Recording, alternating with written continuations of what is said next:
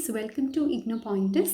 So ഇന്നത്തെ programme decode സെക്ഷനിൽ we are going to decode MA public administration which is MPA course of IGNOU university. അപ്പോൾ ഇഗ്നോയിൽ MA public administration എടുക്കാൻ ആഗ്രഹിക്കുന്ന ഒരു സ്റ്റുഡൻ്റ് ആണ് നിങ്ങളെങ്കിൽ തീർച്ചയായിട്ടും നിങ്ങൾക്ക് ഏറ്റവും ഹെൽപ്ഫുൾ ആയിട്ടുള്ളൊരു വീഡിയോ ആയിരിക്കും.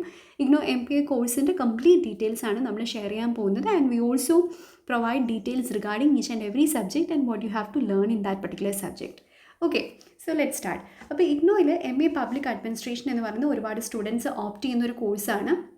MA പൊളിറ്റിക്കൽ സയൻസ് എടുക്കുന്ന പോലെ തന്നെ MA പബ്ലിക് അഡ്മിനിസ്ട്രേഷനും ഒരുപാട് സ്റ്റുഡൻസ് ഓപ്റ്റ് ചെയ്യാറുണ്ട്. എസ്പെഷ്യലി UPSC പോലത്തെ എക്സാമിനൊക്കെ പ്രിപ്പയർ ചെയ്യുന്ന സ്റ്റുഡൻസ് പലപ്പോഴും അവരുടെ ഒരു ഓപ്ഷണൽ സബ്ജക്റ്റ് ആയിരിക്കാം MA പബ്ലിക് അഡ്മിനിസ്ട്രേഷൻ. അപ്പോൾ അവരതിനോടൊപ്പം അവരുടെ UPSC പ്രിപ്പറേഷനോടൊപ്പം തന്നെ ഒരു പക്ഷേ MPA കോഴ്സും ഒരു ക്വാളിഫിക്കേഷൻ എന്ന രീതിയിൽ കൂടി ഇഗ്നോയിൽ പെർസ്യൂ ചെയ്യാറുണ്ട്. ഓക്കെ, സോ നമുക്ക് ഇഗ്നോയിലെ കോഴ്സിൻ്റെ ഡീറ്റെയിൽസിലേക്ക് വരുമ്പോൾ ഇതിൻ്റെ എലിജിബിലിറ്റി കണ്ടീഷൻ എന്ന് പറയുന്നത് bachelors degree or a higher degree from a recognised university. അപ്പോൾ നിങ്ങൾക്ക് ഒരു മിനിമം ഒരു ഡിഗ്രി ക്വാളിഫിക്കേഷനുള്ള ഏതൊരാൾക്കും MA പബ്ലിക് അഡ്മിനിസ്ട്രേഷന് അപ്ലൈ ചെയ്യാവുന്നതാണ്. ആൻഡ് ഇഗ്നോയിലെ MA പബ്ലിക് അഡ്മിനിസ്ട്രേഷൻ്റെ പ്രോഗ്രാം കോഡ് എന്ന് പറയുന്നത് MP ആണ്. അപ്പോൾ ഈ കോഴ്സ് നമുക്ക് ഹിന്ദിയിലും ഇംഗ്ലീഷിലും ഇതിൻ്റെ പേപ്പേഴ്സ് അറ്റംപ്റ്റ് ചെയ്യാൻ അലൗഡ് ആണ്. സോ കേരളത്തിൽ നിന്നുള്ളൊരു ലേണർ ആണെങ്കിൽ തീർച്ചയായിട്ടും നിങ്ങൾ ഇംഗ്ലീഷിലായിരിക്കുമല്ലോ ഈ പേപ്പർ അറ്റംപ്റ്റ് ചെയ്യുന്നത്. ഓക്കെ, സോ ഇനി നമുക്ക് പ്രോഗ്രാം ഡീറ്റെയിൽസിലേക്ക് വരാം.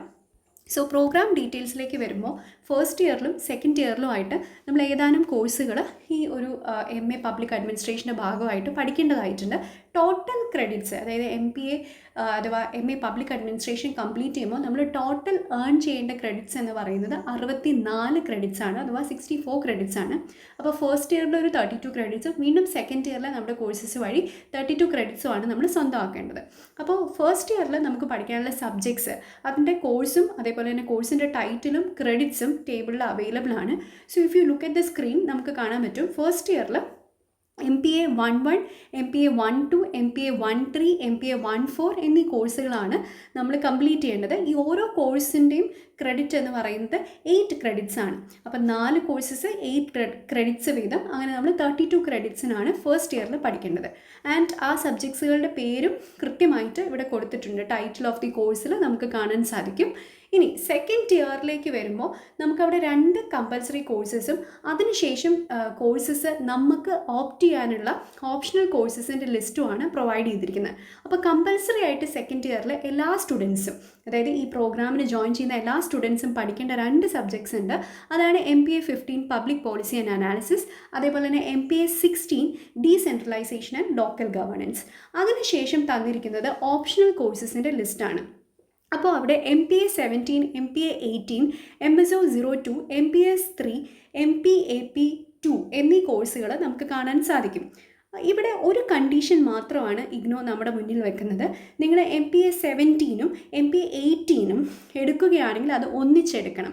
കാരണം അത് 4 ക്രെഡിറ്റ് വീതമുള്ള കോഴ്സുകളാണ്.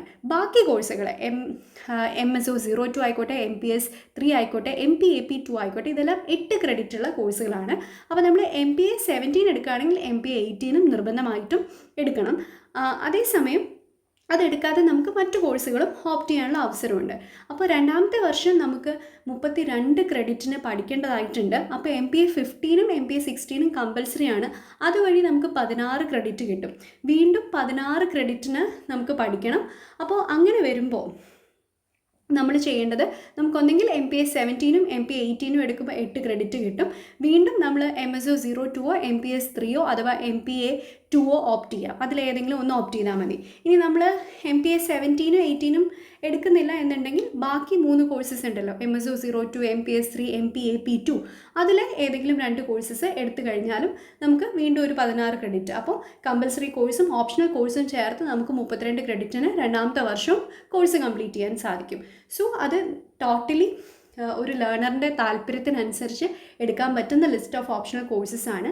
ഇനി ഇവിടെ പ്രത്യേകമായിട്ട് അവർ താഴെ ഒരു നോട്ട് തന്നിട്ടുണ്ട്. Learners who opt for project work are to write dissertation of 10,000 to 15,000 words and this course is recommended for those who are interested in pursuing further studies in public administration. അപ്പോൾ ഈ MPAP2 എന്ന് പറയുന്നത് ഒരു project വർക്കാണ്. അപ്പോൾ നിങ്ങൾ കൃത്യമായിട്ട് ഒരു ടോപ്പിക് എടുത്ത് അതിനെക്കുറിച്ച് പറഞ്ഞ പോലെ തന്നെ ഒരു ഡെസർട്ടേഷൻ 10,000 to 15,000 വേർഡ്സിൽ നമ്മൾ പ്രിപ്പയർ ചെയ്ത് വെക്കണം. അപ്പോൾ ആ പ്രൊജക്റ്റ് വർക്ക് ചെയ്യുമ്പോൾ അതിന് അതിൻ്റേതായ ഒരു സ്ട്രക്ചറും മെത്തഡോളജിയും കാര്യങ്ങളും ഉണ്ട്.